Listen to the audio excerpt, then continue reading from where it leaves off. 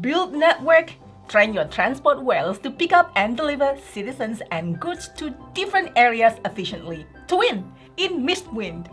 And today we'll be teaching you how to play Mistwind, game designed by Adrian Adamescu and Daryl Andrews and published by First Fish Games. And hi everyone, it's Stella. And Tarrant from Meeple University. And hey, if you enjoyed this video after watching, you really help us by like, subscribe, and let us know what you think in the comments. That seriously will help us to bring more videos. Okay, now let's get to the classroom. In Mistwind, players run trade companies in the Mistwind Islands, using their flying whales and their networks to transport resources around the board. Players will use action discs to gather resources and to build up their networks, as they pilot their whales around trying to make the highest value deliveries and create their assigned networks. Whoever scores the most points over the course of the game will be the winner. I won't step you through setup, but I'll show you how the board looks when you're done. The main board shows the map of Mistwind. The map is broken up into ports in 4 different territories, represented by the colours or shapes. Each territory has a capital in the corner with a scoring token, and with some large delivery tokens, as well as a transport port showing the flag with 4 small delivery tokens and a series of other ports. Off the board you'll have supplies of large and small delivery tokens for when these get claimed by players. Players begin with 1 transport on the map, each on the same or a different transport port. In the bottom left of the board are 4 objectives, A, B, C and D. Players will race each other throughout the game to claim these for their points. Around the edges of the board are the 4 action areas. You've got the resource and labour boards. These are double-sided, and I'll explain the A sides for your first game. At the top is the deck and row of character cards, and at the bottom is the deck and row of port cards. Each player begins with a resource board and tracks resources of 1 steel, 1 wood, 2 coins, and krill equal to their position in starting turn order. You can hold at most 9 of any resource at a time, and if you ever gain above that, any excess is lost. Each player is dealt 3 network cards, 1 easy, 1 medium, and 1 hard. Each of these will show a network objective which you'll be trying to build through the game for its points. You'll then have your remaining pieces in player colour, 5 numbered action discs, which as a general rule you'll keep hidden from the other players, as well as 4 scoring markers and 12 outposts and 2 more transports, all of which you can build throughout the game. You're now ready to play. Mistwind is played in rounds, 5 rounds in a 5-player game or 4 rounds at all other player counts. Each round is played in phases. First, a brief preparation phase, then the player turns phase, in which each player, starting from the first player and going clockwise, will take it in turns to place an action disc, resolve an action, and then do pick up, movement and delivery around the board. And then once all players are out of action discs, there'll be an end of round phase in which some extra bonus actions and rewards will be taken. Repeat this sequence until you've played all rounds and then count up your final scores. Points are represented by this icon, and there is no in-game scoring. All scores are tallied at the end of the game. The first phase of a round is new round preparation. All players look through their action discs and then secretly choose one of the 5 numbers that they will not play in this round, placing it face down on the compass. Once all players have locked in their choice, you'll move to player turns. If you're playing with 5 players, each player discards 2 action discs instead of 1. Now proceed to player turns, resolving turns in turn order. A turn is resolved in up to 4 steps, which must be resolved in strictly this order. First, play action disc, then move transports, then load or unload cargo, and finish with claiming rewards. Playing an action disc is mandatory, all other steps are optional. The first step is play action disc. choose one of your available discs, reveal it, and then place it on a legal action space of the same number. And there are 4 action spaces in each number. Then immediately resolve the printed action. There are some restrictions. On the resource and labour boards, no action space may have more than 1 disc of any colour.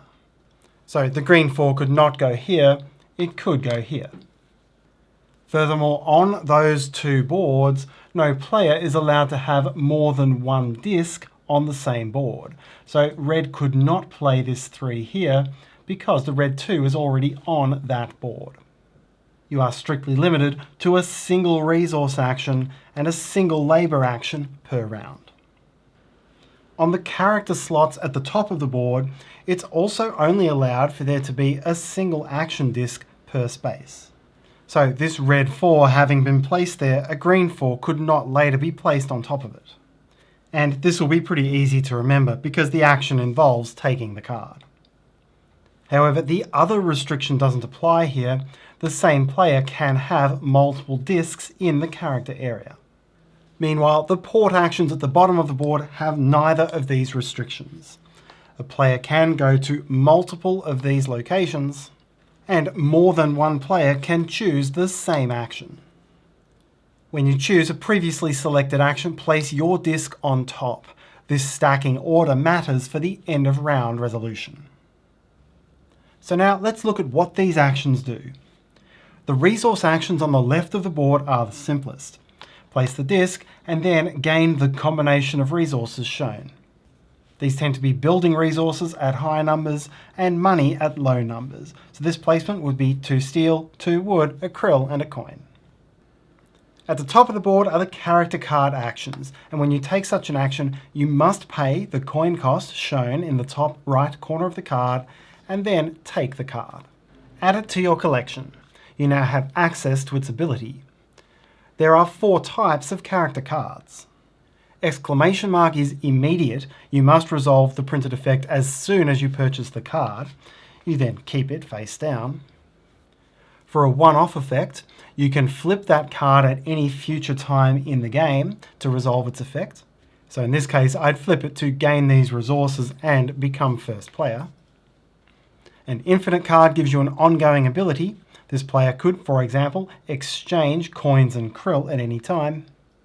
And a star card gives you a different way of scoring points at the end of the game. The port cards offer one of the major ways to build in the game. In the top left corner of each of the 26 port cards, you'll find one of the 26 ports on the board. This, for example, is the brown medicine port. By taking that card's action, you may build either an outpost or a transport in that location. This will cost you 1 wood and 1 steel for an outpost, or 2 wood and 2 steel for a transport. Pay the cost, and add that piece to the port. Another player who takes that action may build the same or a different piece in that port, and there is no additional cost or restriction to doing so. Any number of players may have outposts or transports in the same port. The same player cannot have 2 outposts in 1 port, but you can have an outpost and a transport. If you can't or don't wish to build a port, you can still place there and instead choose one of the 4 resource types and gain 1 for each disc on that port. As such, here I could choose to gain 1 resource. With this placement, yellow could gain 2 of the same resource. Each of these port cards also has a port bonus shown in the lower left corner of the card. This is resolved as part of the end of round phase, and if you have your disc on a port, you may qualify to take that action, but I'll explain this later in the video. Finally, on the right of the board, you'll find the labour actions, and this is an eclectic mix of actions that spans various mechanisms. If you take action 1, draw 2 character cards from the deck, and then choose one of them to keep for free and discard the other. In other words, you'll get a cheap card, but you won't have as much choice over which card you get. Action 2 gives you some building flexibility. You can build 2 things, transports, outposts, or a mix, paying this coin cost instead of the steel and wood cost. Each of these may be built anywhere on the board. You're not limited to a port card. I'll skip over action 3 for now because we haven't learned these icons yet. At action 4, you take the first player marker, gain 2 krill, and may immediately make any combination of exchanges among your wood, steel, and coins. And finally, at action 5, you may pay 1 coin to resolve any one of the 5 currently visible port bonuses. The second step of your turn is Move Transports, and this allows you to move each of your transports around the board. This step is optional. You may move any number or all of your transports, but you must finish moving one transport before you start moving the next if you move more than one. A transport can move as far as you want and as far as you can afford from port to port along these dotted lines. The cost to move is 1 krill per path followed, unless that transport is leaving a port containing another one of your coloured pieces. So if this transport were to move here, it would cost 1 krill, 2 krill, and then 2 free movements out of spaces with outposts. From here, this transport would be able to move all the way through these ports to here for free, because each space exited contained another red outpost or transport. Then moving this transport to here would cost 1 krill, that being the krill to leave the first space. Once again, remember, you must completely finish moving one transport before you start the next. And that limits the extent to which you can daisy chain the free movements together. Once you've moved any or all of your transports, then you may load or unload with each of your transports. There are 3 possible ways to do this. If the transport is in a port with a resource, then you may pick up one of that resource, take the matching coloured cube and put it in the transport. Each transport may hold 1 cube, and you can discard a cube to pick up a different one from your space if you wish. The second way is to load krill. If a transport is at a krill port, whether it's holding cargo or not, you can use it to gain 1 krill, marking it on your player board. Be reminded, loading and unloading happens after moving, so you can't use this newly gained krill to move on the same turn. And do note that if you're short on krill, it's not necessarily a bad strategy to camp some transports out at a krill port and load multiple krill over multiple turns. Your third option is to unload your cargo, and you can do this if the transport is at a transport or capital port containing a demand token of the matching type. At a capital, discard the cargo and take the token. This will be worth 2 points. At a transport port, discard the cargo and take the token, which is worth 1 point, as well as any bonus resources printed next to that token. In both cases, replenish immediately from the corresponding deck. At a transport port, slide all tiles down as far as you can before doing so. Moving, loading and unloading are represented by these icons, and you'll see these on various actions including the number 3 labour. If I took this action, it would let me do 3 movements with a single transport and at no krill cost. And then before, during or after that movement, I may either load or unload once. This effect would be to move straight to a green port for free and then either load or unload. This one would be to load medicine or coal onto your transports. And this would be to do a total of 4 movement and then unload as much as you want but not load. Joined movement arrows refer to movement by one transport. Separate arrows can be split across the transports. The last step of your turn is to claim rewards, and there are 3 types: network cards, network tokens, and achievements. A network card, which remember was dealt to your hand at the start of the game, depicts 3 ports which need to be linked in a network. A network token will sit next to one of the capitals, and it will depict one specific other port on the board that it needs to be linked to. Ports are linked by your network if you can trace a path through your outposts and transports to get there. So for example, in this setup here, between the outposts I've built and where I've maneuvered my transports, I now connect this capital to the brown mushroom port. When you complete a network token, mark the highest remaining scoring space with your shield, or if they're all already occupied, remark the lowest scoring space. If you complete a network card, play that card face up in front of yourself to signify that you've completed it and triggered its higher score. You can never lose network points once you've claimed them in this way, meaning you're free to move your transports out of that chain in a future turn. The other thing you can do when claiming rewards is to claim an achievement token. If you meet the requirements on the token, take it, and you and only you will score its points at the end of the game.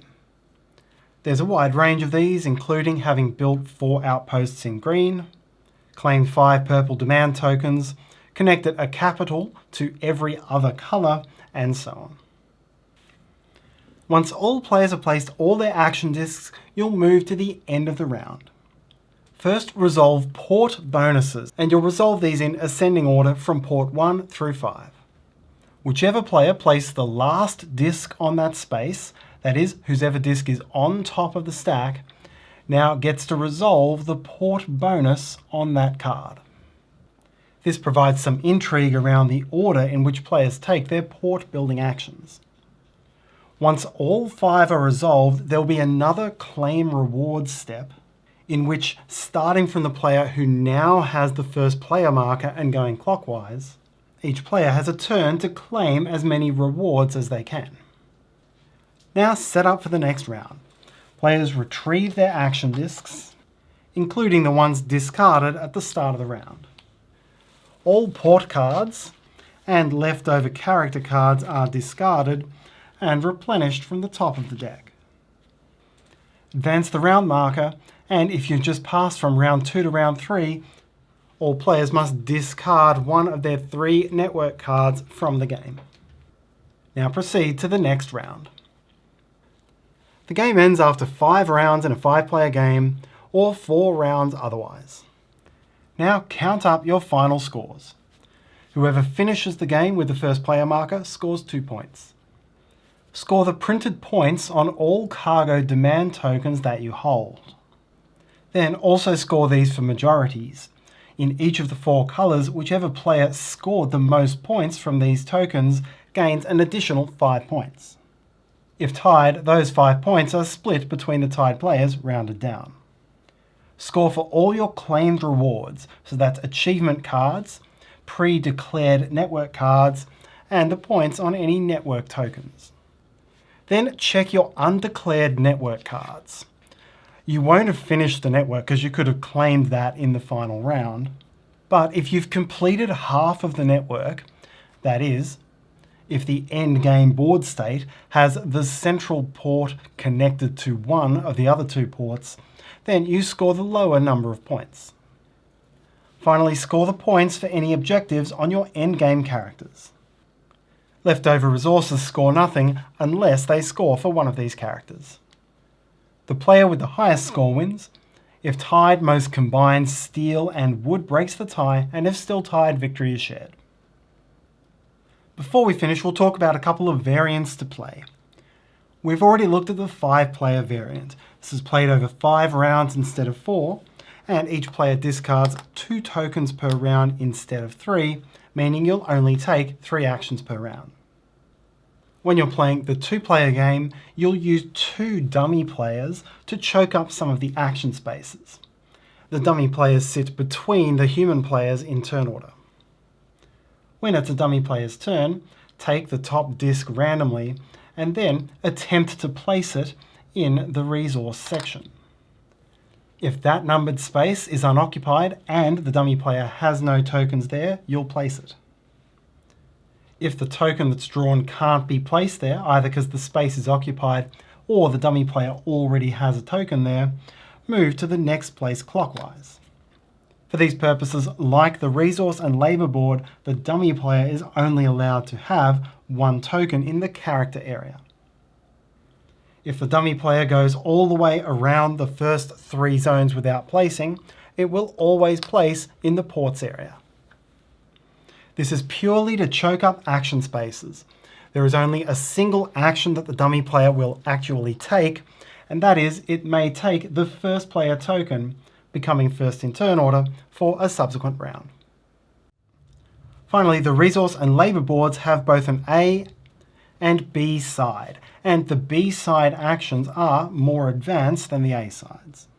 These are also more interactive. Here, for example, you draw the 2 character cards, but keep one and give one to another player. Here, you can gain 5 resources of your choice, with the exception of a specific resource type that the player on your left chooses. I won't go through all of these, but they're outlined in the rulebook and give you some new interactive ways to enjoy the game.